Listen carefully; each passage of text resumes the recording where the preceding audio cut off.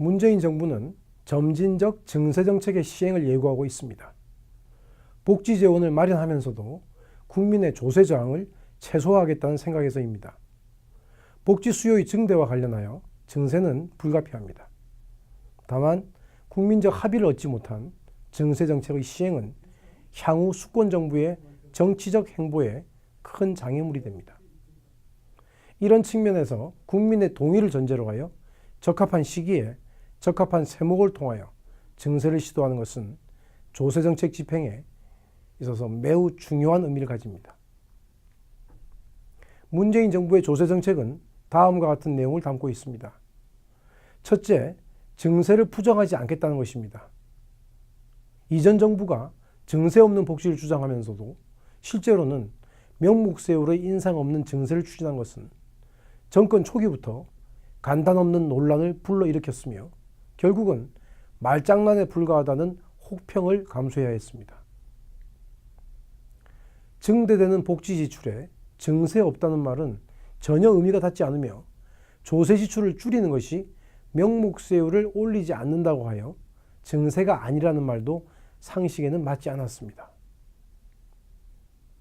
대선 캠페인 기간에 증세가 필요하다는 공약을 내건 문재인 정부는 어떤 형태로든 증세가 이루어질 것이 당연하다고 생각하고 있는 국민의힘으로 정권을 창출했다고 하는 점에서 정권 초기부터 큰 짐을 덜었다고 생각합니다.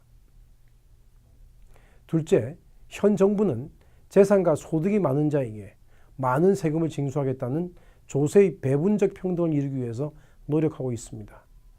상속세 및 증여세와 소득세의 최고세율을 인상하고 양도소득세가 가세되는 대주주의 범위를 순차적으로 확장하는 것은 조세 정의에 부합됩니다.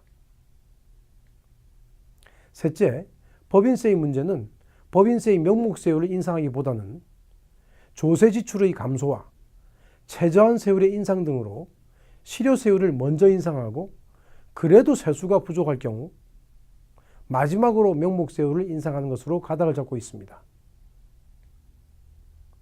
이러한 법인세 정책은 현재 미국, 영국을 비롯한 전 세계적인 법인세 인하 경쟁을 고려한 결과라고 생각합니다. 증세를 지향하는 조세 정책의 수립과 집행은 어느 정부에서는 힘든 문제입니다. 힘든 문제를 풀기 위하여 가장 필요한 자원은 원활한 소통입니다. 증세의 문제도 결국은 소통입니다. 세율을 인상하는 상황에서도 나름대로의 소통의 장을 통하여 합의가 이루어지는 노력이 경주된다면 조세 저항은 줄어들 것입니다. 항상 그렇지만 장밋빛 재원 조달 계획은 시간이 지남에 따라 그 조달 계획에 어려움이 생기기 마련입니다.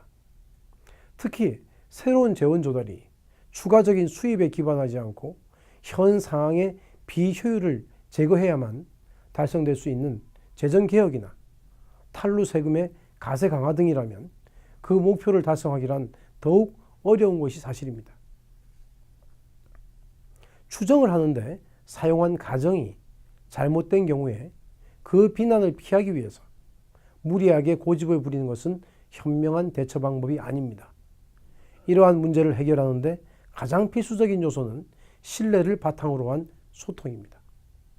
솔직하게 사항을 설명하고 변경된 사항에 적합한 정책을 구사하는 것은 언제나 선입니다.